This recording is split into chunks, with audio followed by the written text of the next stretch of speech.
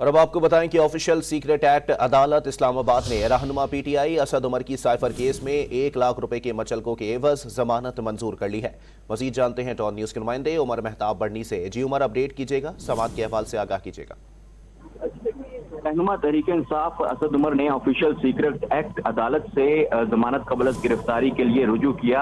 असद उमर की जानिब से एक दरख्वास्त दायर की गई जिस पर समाअत जो है वो ऑफिशियल सीक्रेट एक्ट अदालत के जज अबुल हसनात मोहम्मद जुल्करनैन ने की। दौरान समाअत असद उमर भी अदालत में पेश हुए।